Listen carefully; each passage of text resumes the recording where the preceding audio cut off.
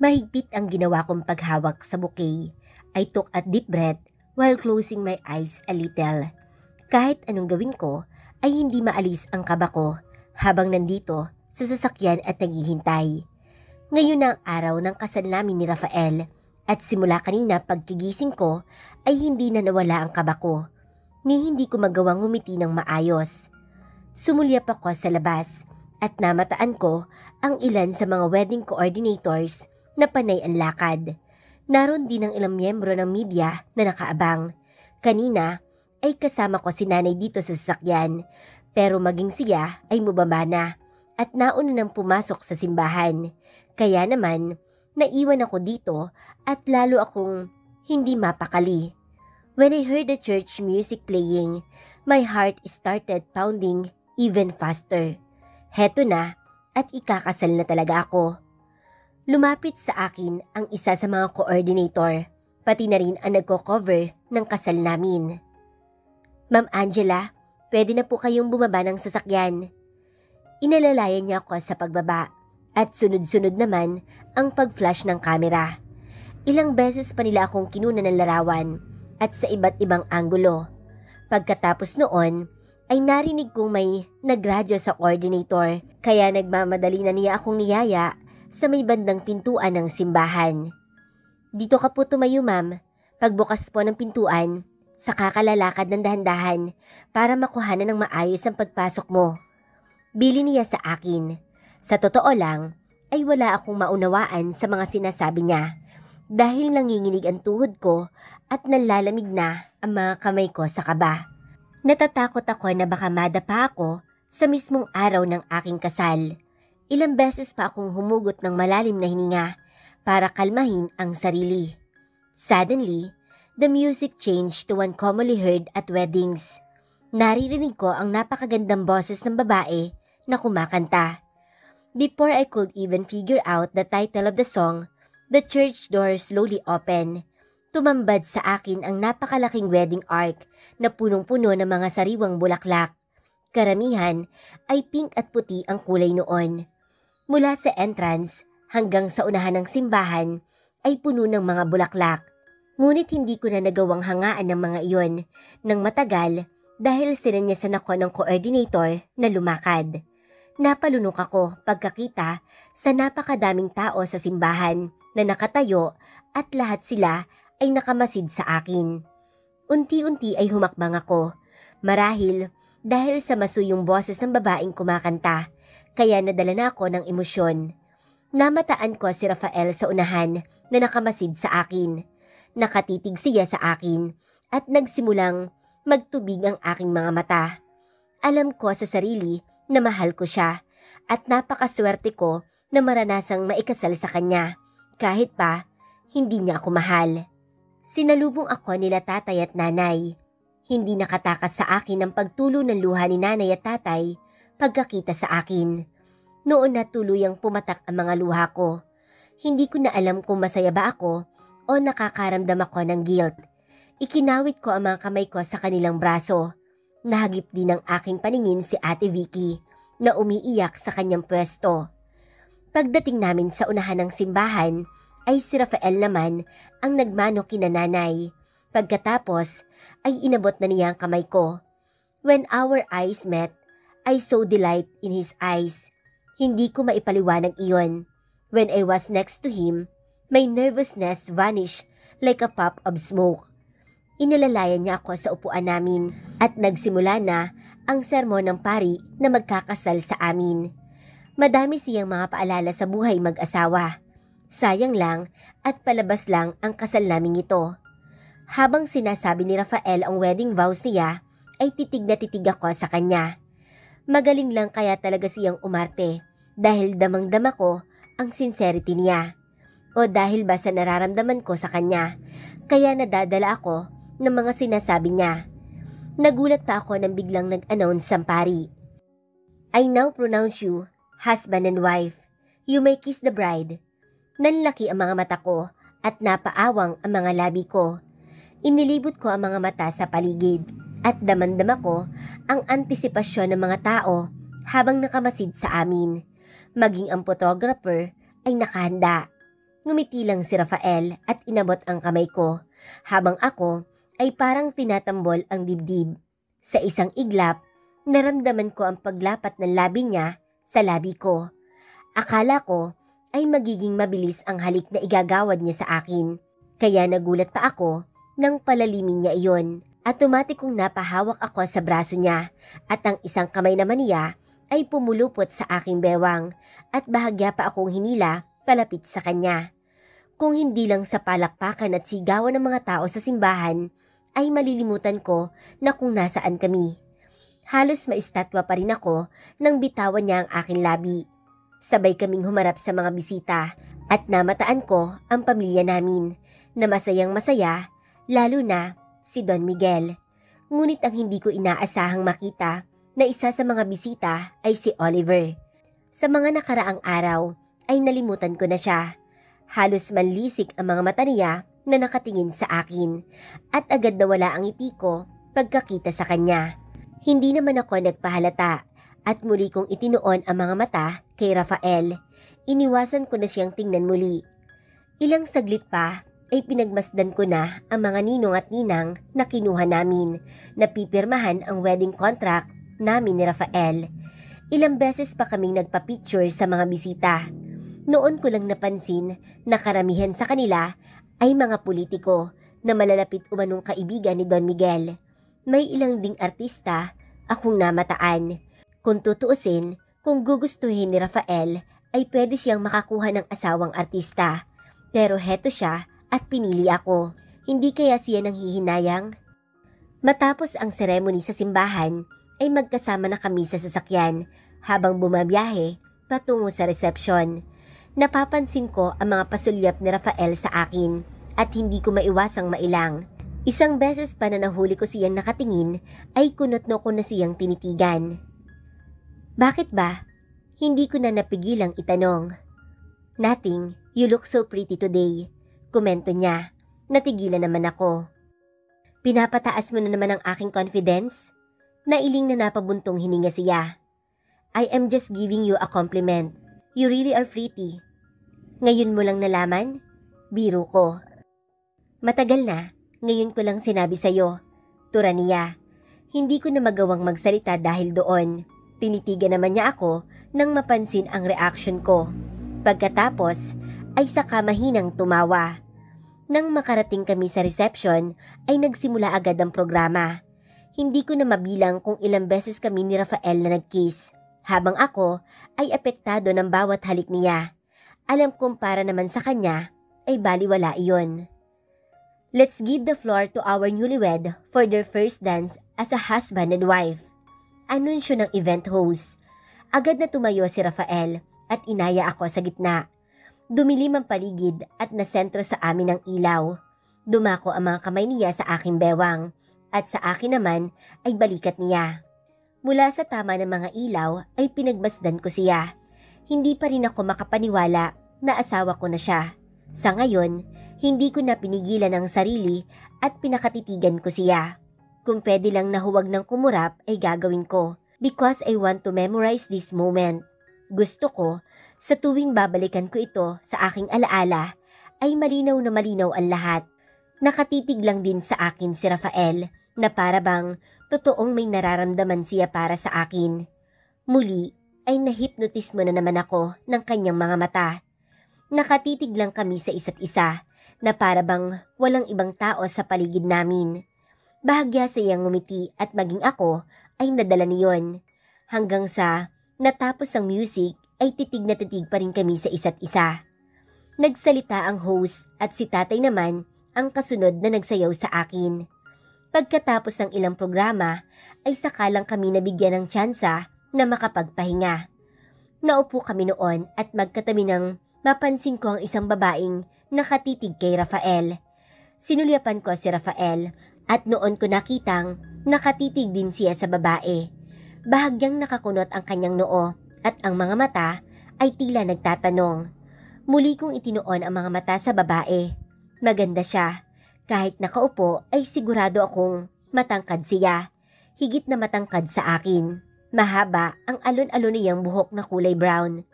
Bumagay iyon sa kanyang maputing kutis. Tipid na ngumiti siya na mapansin na nakatingin ako sa kanya. Hindi ko man siya kilala pero base sa nakita kong tingin na nila ni Rafael ay agad akong kinabahan. Excuse me, pupunta lang ako sa restroom. Noon lang parang natauhan si Rafael. Sure, do you want me to accompany you? Huwag na, sagot ko at saka ngumiti. Hindi pa man ako nakakalayo ay napansin ko na ang babae na tumayo at naglakad papalapit kay Rafael. I am completely bothered by her. Habang naglalakad ako patungo sa restroom ay panay pa rin ang bati sa akin ng mga basita, maging iyo mga hindi ko kakilala. Biglang sinalubong ako ni Oliver at huli na bago ako nakaiwas. Congratulations! Nakakalokong bati niya sa akin. Hindi ako umimik. Akman lalampasan ko siya pero humarang siya sa daraanan ko. Alam mo ba kung bakit kanya pinakasalan? Oliver, pwede ba? No, Angela. Wala naman akong ginagawang masama eh. Gusto ko lang malaman mo kung bakit kanya pinakasalan. Hindi dahil sa baby mo at mas lalong hindi dahil mahal ka niya. I don't care, Oliver. Wala akong pakialam sa sinasabi mo. Pinagbasdan ko ang paligid dahil baka may makarinig sa amin. O talaga? Ginagamit ka lang niya, Angela, at nagpagamit ka naman. Eto ha, intindihin mong mabuti ang sasabihin ko. Pinakasalan ka niya dahil sa kumpanya. Gusto kong matawa kay Oliver. Akala yata niya ay hindi ko alam ang tungkol sa kondisyon ni Lolo Miguel kay Rafael. Wala akong pakialam, Oliver. Mahal ko si Rafael. Direktang sagot ko. Bahagyang natigilan si Oliver pagkatapos ay unti-unting umahon ang inis sa kanyang mukha. Umiling siya at pinagmasdan ako mula ulo hanggang paa. Ibang klase ka rin, Angela, ano? Mahal mo na siya? Of course, kaya ko siya pinakasalan. Bigla niya akong hinawakan sa balikat at dumiin ang mga daliri niya sa aking balat. Baka sa kanyang mukha ang pinipigil na galit. Nakikita mo ba ang babaeng yon, ha? Sinundan ko ang tingin ng tinititigan ni Oliver.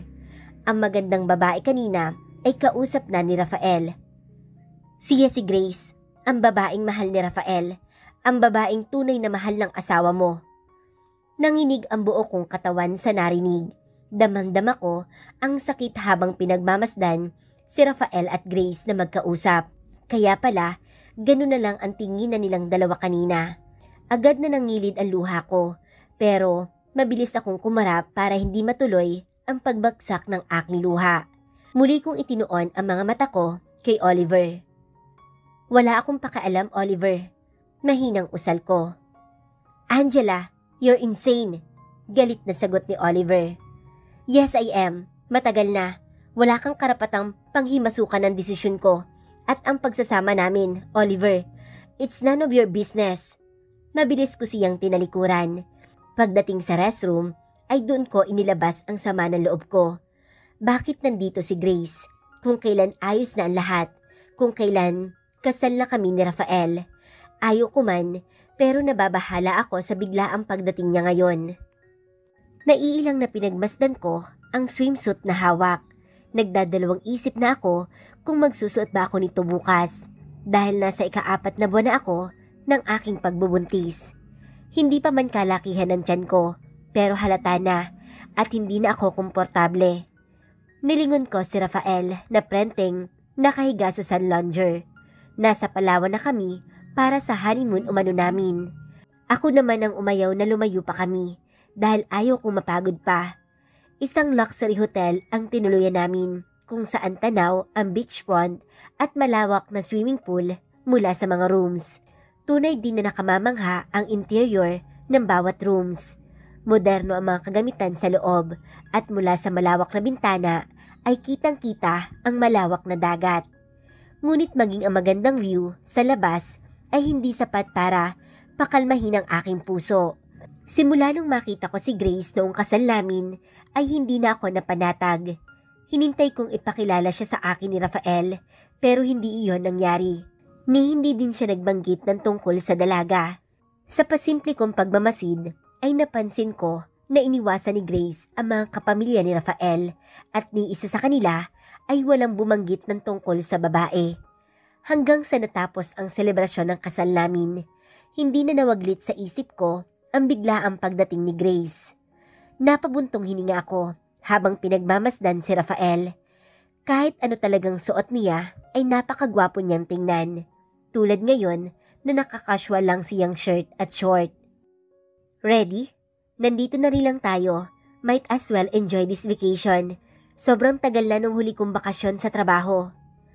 It's late in the afternoon and he's invited me to go kayaking. Muli kong pinagmasdan ng hawak na damit. Isusuot ko ba to? Maiksi iyon at siguradong labas ang tiyan ko kapag iyon ang sinuot ko. Pagsulyap ko kay Rafael ay nakatingin rin siya sa damit na hawak ko. Ano kasi? Parang ayaw kong isuot ito. Amin ko. Bakit? Nagtatakang tanong niya. Hindi ba mataba na ako? Nagsisisi ako sa tanong ko dahil sinuyod niya ako ng tingin mula ulo hanggang paa at agad akong na-conscious.